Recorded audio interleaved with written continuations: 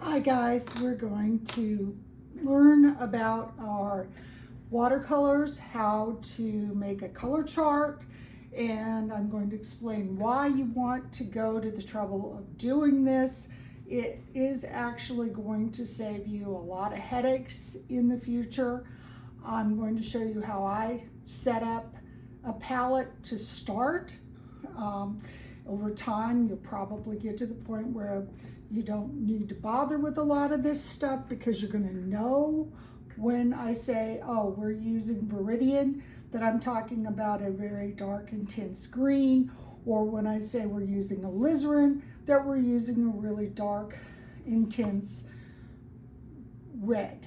So, but for now, while you learn the vocabulary, we're going to go ahead and do some things that are going to make your life a lot easier. These little paints will come wrapped up. They'll tell you what the paint color is on the outside of the package. And I just went ahead and took them out of the wrapping, put them each in their little slot. I pulled back out the ultramarine blue.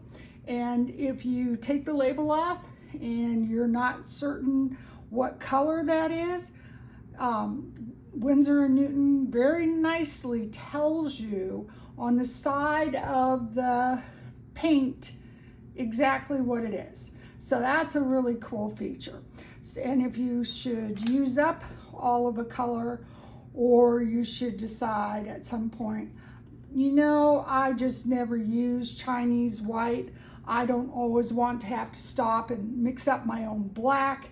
Then you can just pop out the white.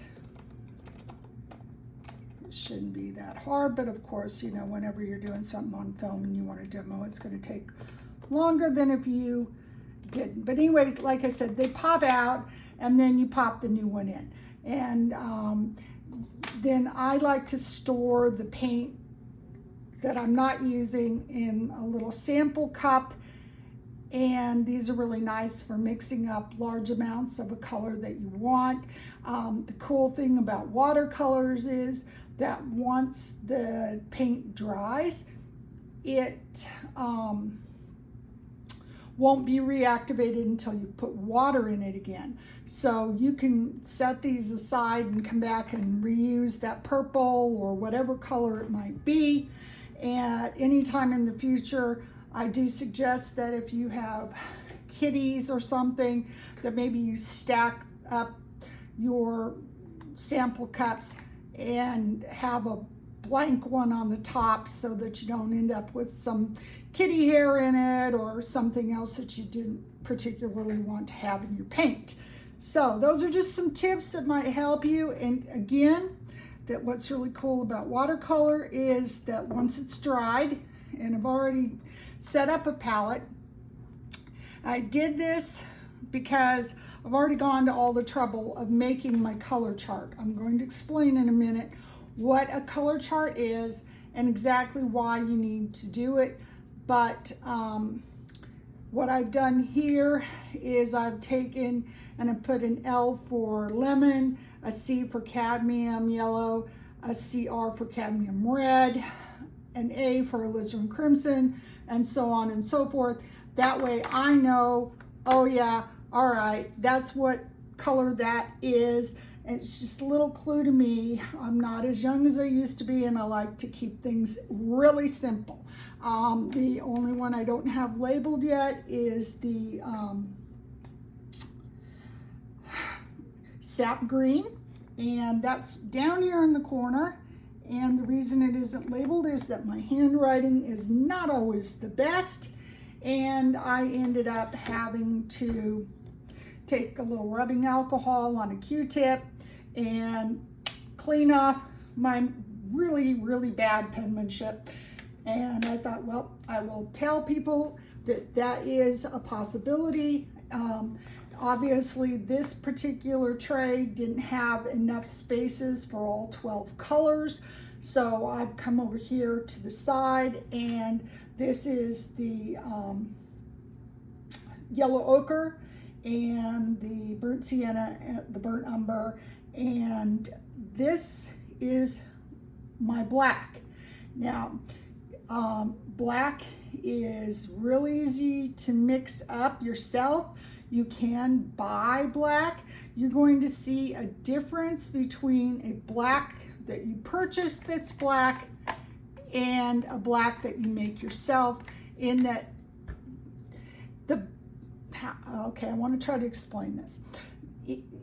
Your black that you're going to make, and I will teach you how to do this, is made with Viridian Green and alizarin crimson.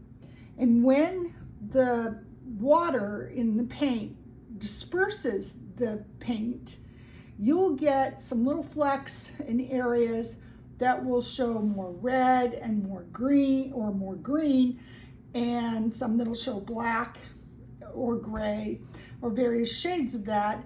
But it'll be a more vibrant painting if you mix your own black than if you buy pre-made black.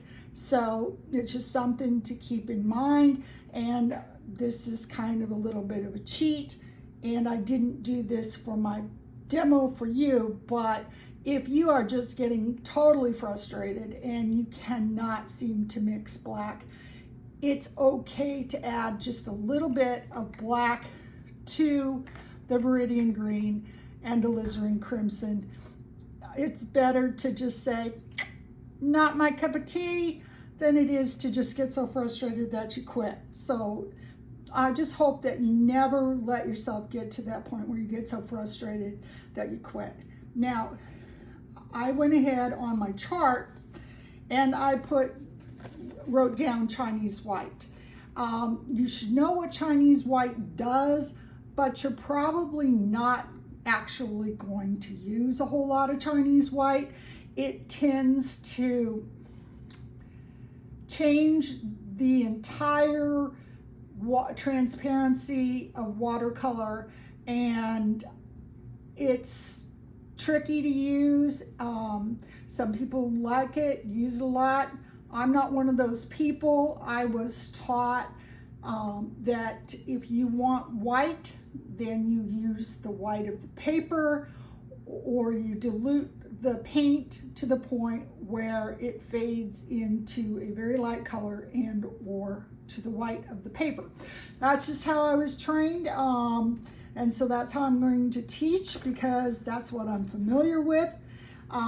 If you use a marker that is not going to run with water, which these Uniballs, you can get it wet and nothing's going to happen to it. In fact, you can see where I accidentally wrote ultramarine, and the ultra word is written too high.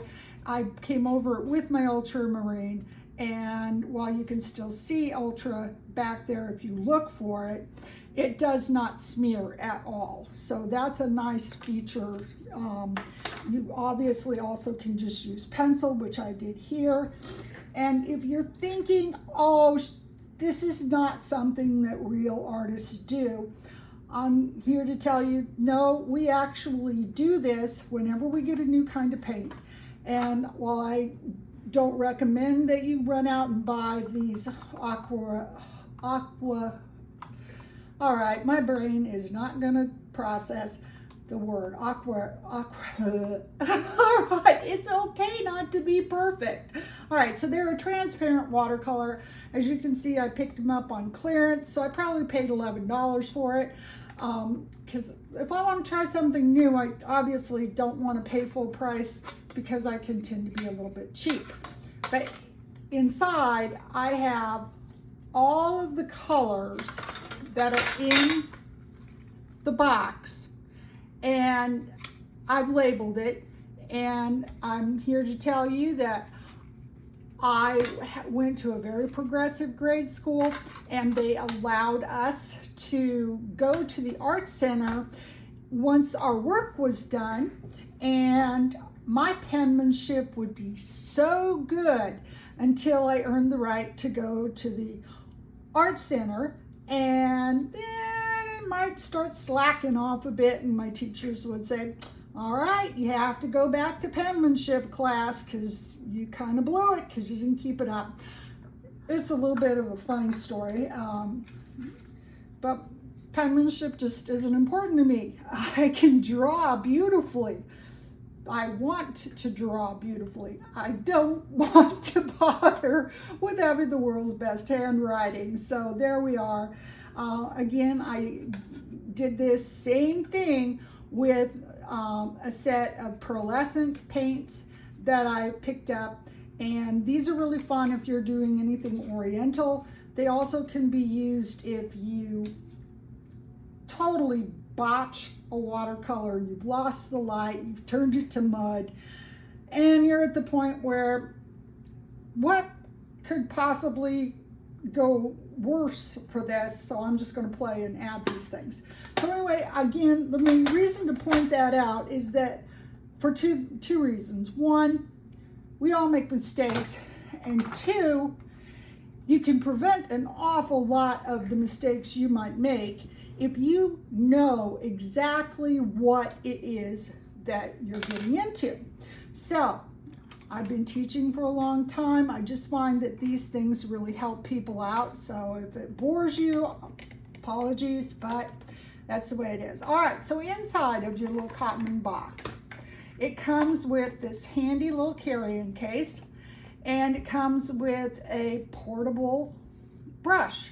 And this is pretty cool. You can use this to do the exercises we're going to do today, or you can just put it aside, seal it up, take it with you, and your brush won't get damaged when you go places. So that's a really pretty cool thing.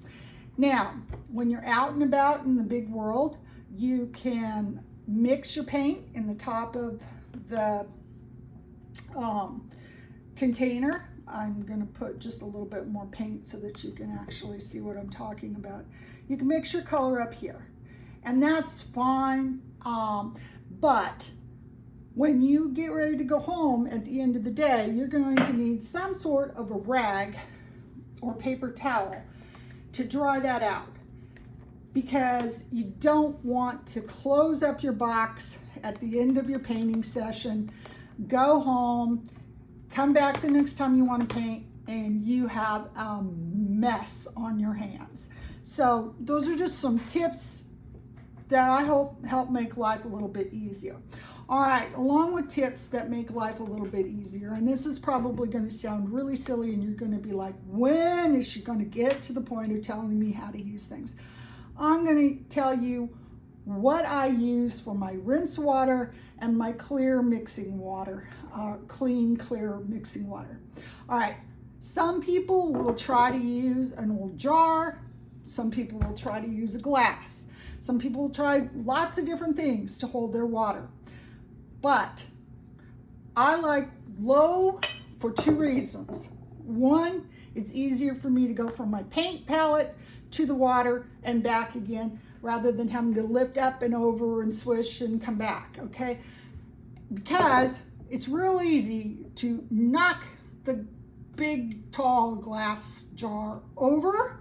It's also super easy when you're in the middle of painting and you get thirsty to mistake, instead of grabbing your glass that you intend to drink out of, you just absent-mindedly grab your rinse water and you drink that. And some of your paints, like your cadmium yellow and cadmium red, any of the colors can include things that are not good for your body. You really don't want to be drinking your rinse water. And if you think that I'm making something up, I'm sorry to say that I have friends who have actually made that mistake. And from what I'm told, it doesn't taste very good. All right, so yes, I'm going to keep lecturing, but I actually made this mistake myself. I was out working, I had my palette out, I ate something, I apparently got some little bits of food into my paints. I closed it up, they were still damp. I opened it up and it had mold in it. So my recommendation is you don't eat and you don't drink while you're trying to work. Okay, that's just a heads up. that I hope will help make your life easier. All right, so inside of your box of paints, you're going to have your wrapped up paints that you're going to unwrap and put in the holder. All right, then you're going to make a palette, okay? I really like and use this type of palette, okay? But I couldn't find those when I went to the store. I live in a small town and we don't have access to an actual art supply store. They do have one in the closest city to where I live, and you can order things online, which is a really cool thing that wasn't available years back, but you can do that now. So anyway, you've got your palette, and again, after you're done for the day, you can just set it aside. And if once it's dry, you can set a paper towel over the top of it or something to keep pet hair and dust out of it. But if you're going to paint every day, you don't really have to do that. All right, so you got your palette.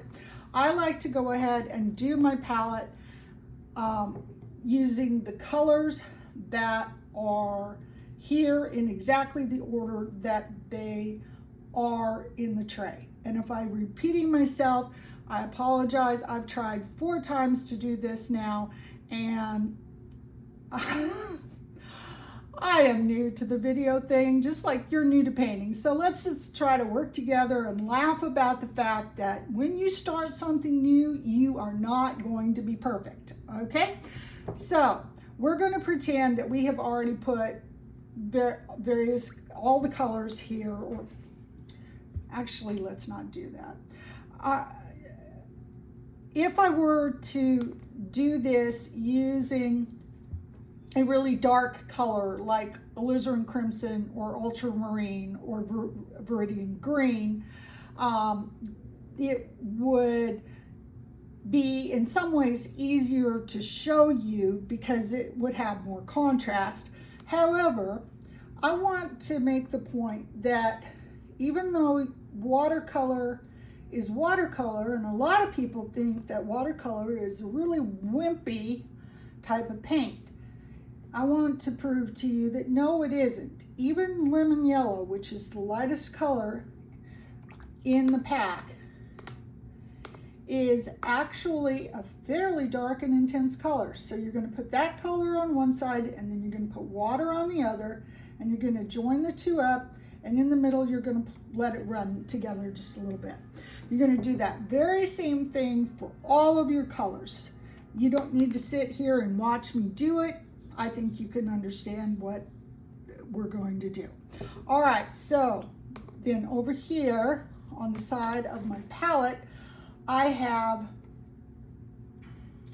again, I have the world's worst penmanship. So this is viridian green and alizarin crimson. And together, those make a really pretty black, okay? So I've got this already made, and I'm going to go ahead and add that to my color chart, and go ahead and do the same thing with bringing water to it, and it'll break out, and you can sort of see that the red is breaking out, and when it dries, more green will probably show. But I wrote that it was black, but I totally forgot to write that it was viridian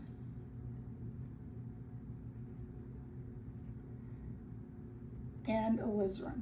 All right, it's okay to make mistakes. You can always come back and correct. All right, and if you know what you did, great. You're not doing this for anybody but you. All right, so we've got that done. Those are your basic colors, and that's how to mix black. All right, so I think we'll wait for mixing color. We'll do do something on the color wheel. It's something you should be familiar with, but you can buy a color wheel. You can buy books on color mixing. You can sit down and try yourself each and every color that you might think you might want to combine. Let's say that you want to see what happens if you mix Viridian Green. Okay, you can put that a spot of that, and you could put a spot of your lemon yellow over on one side, and then you can let the colors run together in the middle and see what happens. Okay, if you want to go to all that trouble, that's great. I highly recommend that you do that. However, I'm going to realize that most of you just want to do this for fun, and you can always just say, all right, I think I want color X, and you can take a little bit of the 2 colors or 3 colors or whatever it may be and mix it up either on a palette or in these handy dandy little sample cups that they give you when you go to Sam's Club, or you get pizza sauce in them, and you wash them out with some Dawn dish soap, and then you can mix up your color in that and go forward and have a good time. Oh yeah, I forgot something. I forgot what I was telling you. I was telling you you could mix up your color in here, and then you could test it to see if it's the color you want before you put it on your actual work of art, so that you're not in the middle of doing something and then go, oh, that's not the color I wanted. I've ruined the whole thing. So those are just some little tips. Hope it helps. Take care. Bye.